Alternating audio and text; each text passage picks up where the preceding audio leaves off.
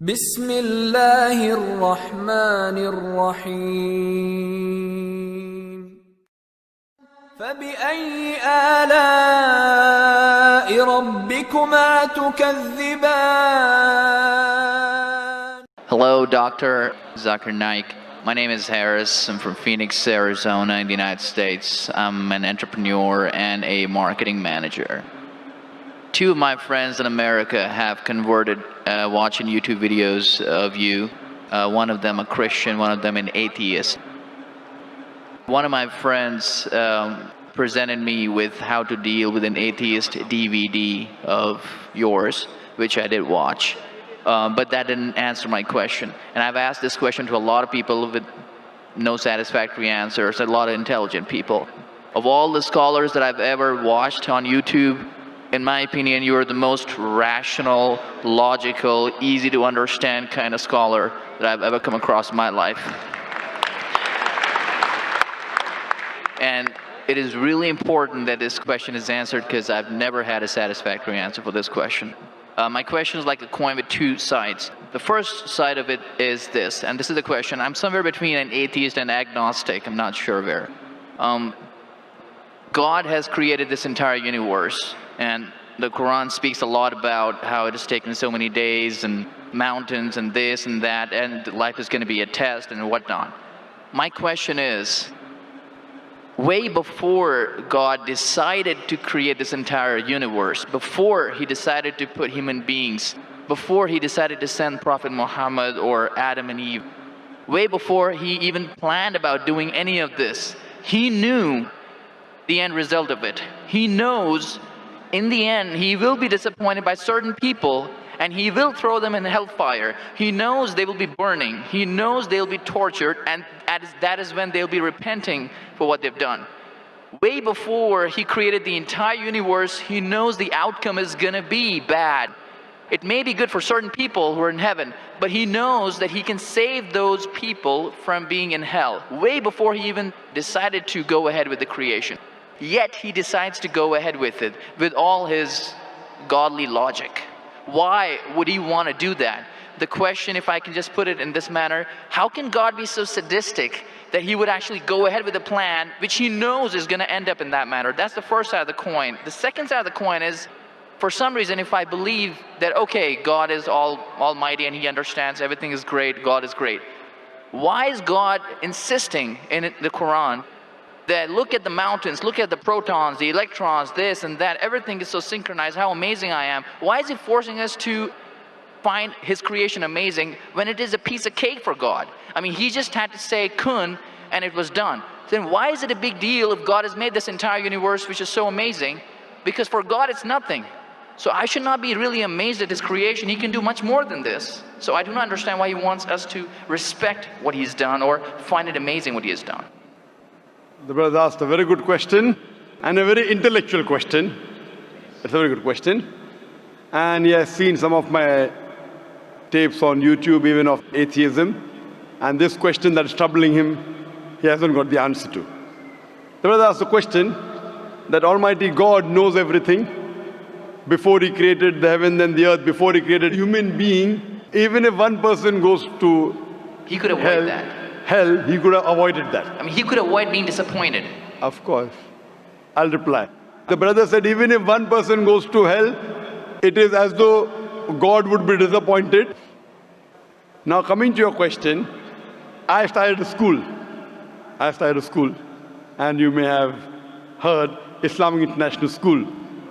If a teacher takes an examination, if she is just, while she is giving the examination, she writes in the maths paper 2 plus 2 is equal to how much? The student in front of her or him, the teacher, writes 5.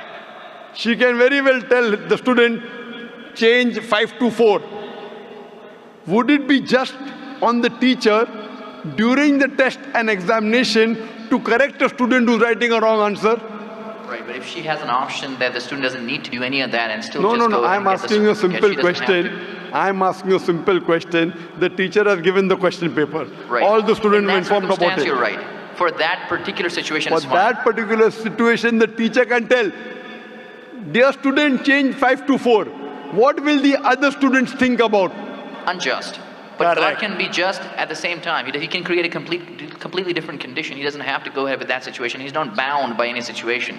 Brother is saying Almighty God can create something which is perfect and will not make mistake, correct? That Right. God has already done. He created the angels.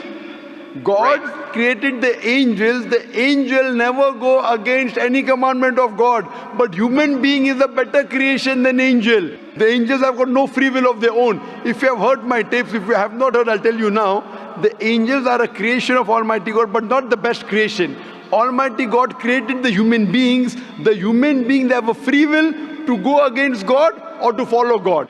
If you have chosen to be a human being, if you disobey His commandments, you go to hell. If you obey His commandments, you're superior than the angel. Because the angel doesn't have a free will of his own, then he follows God. It's nothing great. The human beings are the better creation of Almighty God. Almighty God has given a free will. That's a different question that Almighty God knows. Because He has ilm-e-ghaib, He has knowledge of the future. He is more superior. So He has created such a creation which has a free will. The fault is of human being, not God. No, but God has created us with that fault. And He knows He can Not avoid fault, that. not fault. It's not fault, brother. It is free will. Why is He giving us a free will when He knows He's going to eventually put these many people in hell? Why is He doing something? That is a different creation. Like, would you want to create something which can think on its own, or would Why you want would to? someone so compassionate can That, also brother, be that's what sadistic I at tell the you. same time? What you want, God has already created an angel. I'm asking you, which is better? An angel following Almighty God or a human being following Almighty God? Which is better? For me, absolutely, if I get a second chance, I would want to be an angel. Why would I risk going to Second hell? chance, correct. That's why Almighty God says in Surah Araf, chapter number 7, verse number 172, Almighty God brought all the human beings from the loin of Adam and asked them, is there one God? All agreed. Almighty God says in Surah Hashar, chapter 59, verse number 21, if Almighty God revealed the Quran on the mountain would shudder down. Almighty God says in Surah Azab, chapter 33, verse number 72, it is the human beings who were fools who said we want to be human beings. You and I were fools. Now you cannot backtrack. Once you said you want to appear for the test, once you read the test paper. Nobody asked me. That's They what, asked Adam and Eve. No, brother. Quran says every human being was asked. And then it is washed off. This memory is washed off. If the memory is away, the test, Almighty God says in the Quran, do you want to be a human being? If you become a human being, you can become superior to an angel or can get inferior. If you don't want to become a human being, just pass. Even for argument's Brother, sake, even in that please let condition. me complete. You ask the question. All right, go If ahead. you sorry. interject, how will I answer? Sure, go ahead. So Almighty God asks the human beings, and the Quran says, we human beings were fools, you and I both, were fools who opted for the test. Now once you undergo a test, if you follow the commandment after free will, you be superior to an angel. If you disobey Allah, you become inferior to an angel. We wanted to pass with distinction, you and I. You told, I don't remember. Of course you will not remember. And even I don't remember. But I believe in the Quran. On the day of judgment, Almighty God says, not a single human being will object to the justice of Allah. That we'll come to know on the day of judgment. Only thing we'll say, please give us one more chance. Almighty God will say it's too late. Because if He wants to give you a new chance, then I'll have to come back in the world again. Again, everyone. So those who failed, He can't get only the failures. So the Quran says no one will ever object on the justice of Allah. They will request Allah, give us one more chance. Almighty God will say too late. Almighty God gives us chances in this world itself. You make a mistake, Allah gives you a chance to repent. You repent. Allah forgives you. Again you make a mistake. Once you die, it's only one. So as far as the first question is concerned, why did God create? Because it's a better creation. Any logical person, including you, has to agree that a person who has the free will is a better creation than a person who has no free will. Only your question you don't remember is perfectly right. When you die, when you're resurrected, that time you and I will meet. Then you will say, I remember. Even I don't remember now. But I have faith in the Quran that Quran cannot be wrong, because scientifically, if you heard my lecture, 80% of the Quran is 100% matching with science. 20% is ambiguous, neither right, neither wrong. So my logic says when 80% is 100% correct and not even 0.1% of the 20% is wrong, so my logic says even this 20% would be right. I'm a scientific person, I'm a logical person. So I believe in the statement of the Quran that we chose. If you wouldn't have chosen, you could have questioned God. Why did you make me a human being? Then God would have been at fault. But God says in the Quran, He asked. The mountains were afraid. Everything else was afraid. We human beings opted for this. But do you remember being asked? I don't remember being asked that Brother, question. if you heard my answer, even I don't remember. But if you remember, then where is the test? Imagine if a teacher teaches you something. Teacher teaches you something. Teacher gives you the book. The teacher has to take away the book for the test. If the teacher says, okay, take the book and answer, where is the test?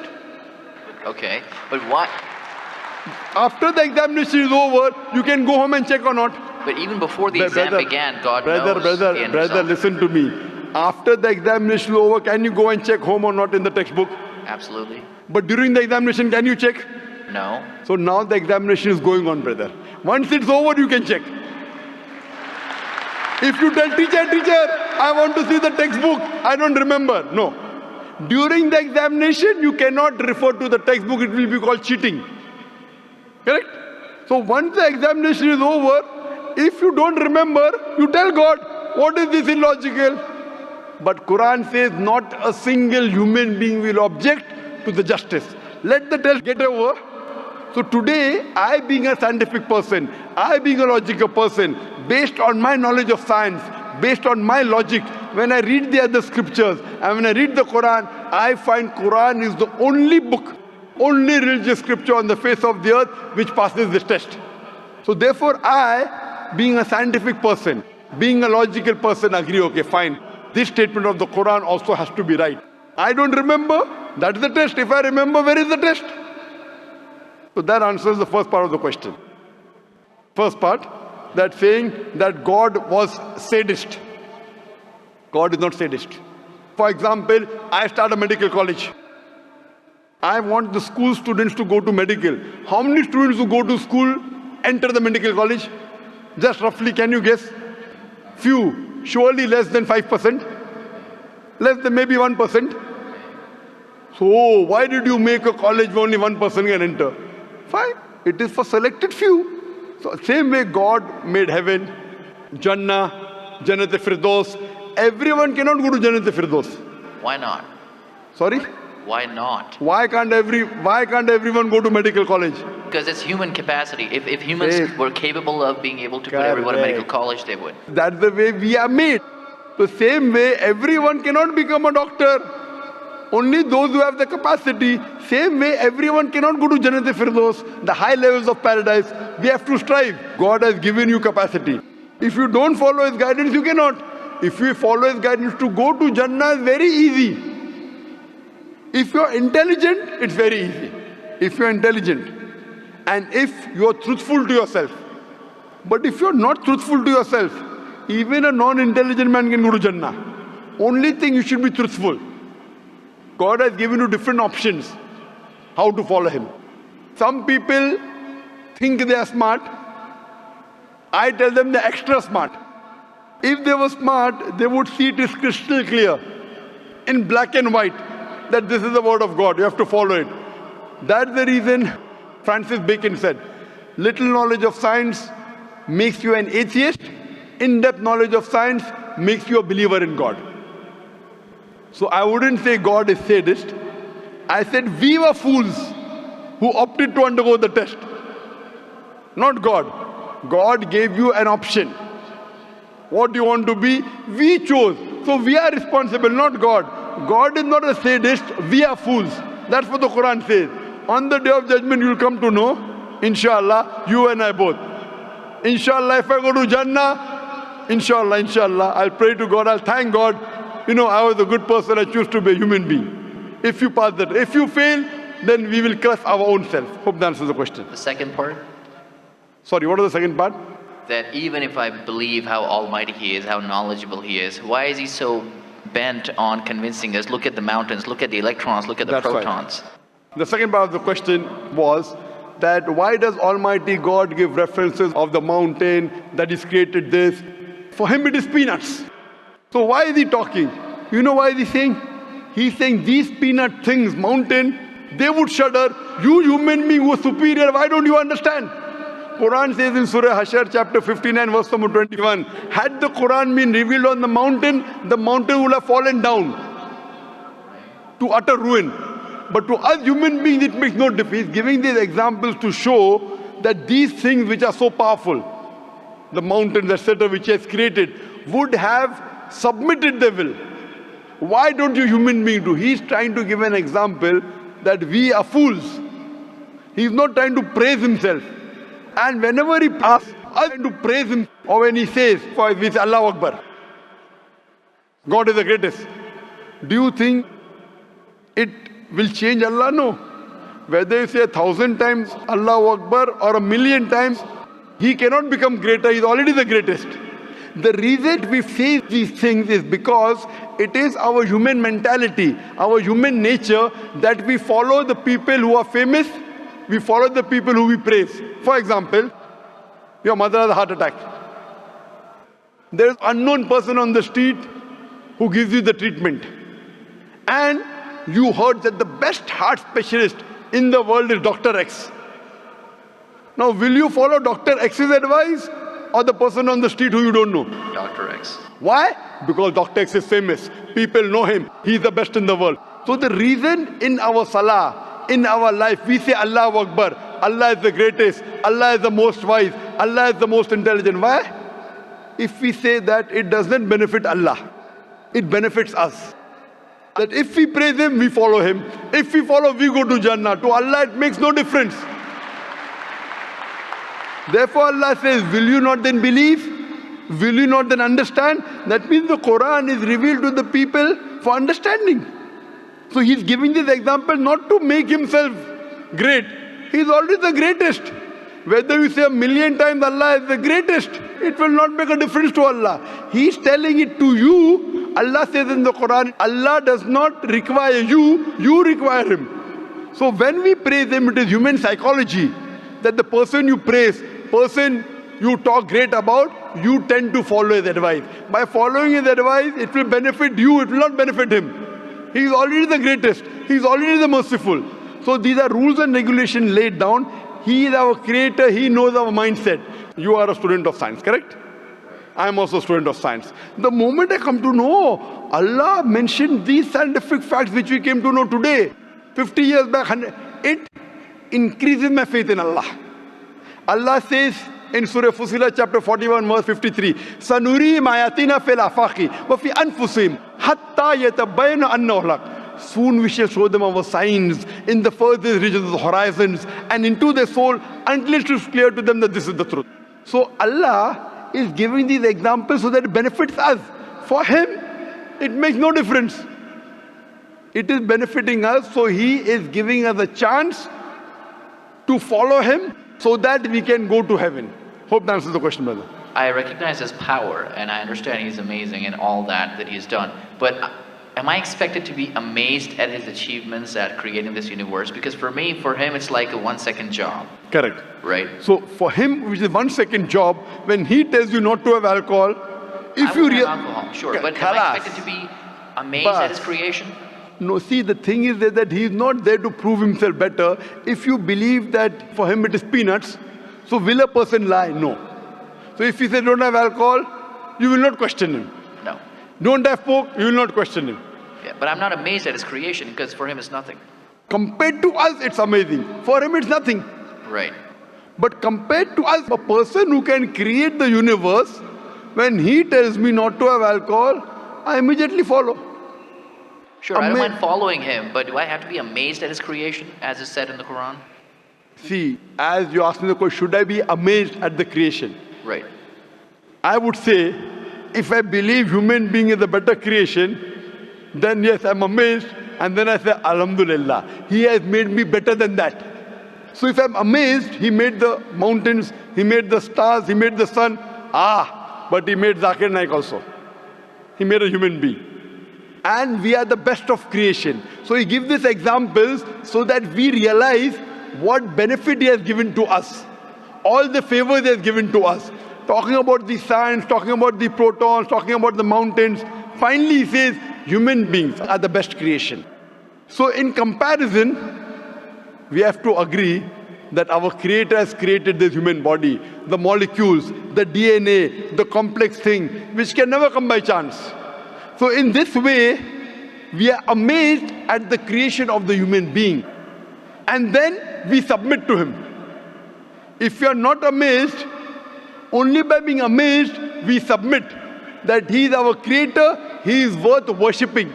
No one else can do that. This is so that we worship him and we pass the test and we go to paradise. Hope that answers the question. If Bill Gates gives me $100, should I be amazed that he has given me that money? I believe that the question has been answered, and unfortunately we are very constricted for time. You are welcome to come back tomorrow, inshallah. As with all of the brothers and sisters, we have come to the end of tonight's session. So please, a very big thank you. I'll just give this last. It said, if Bill Gates gives you $100, Should I be amazed? will you get amazed? Brother, the question is, why should Bill Gates give you $100?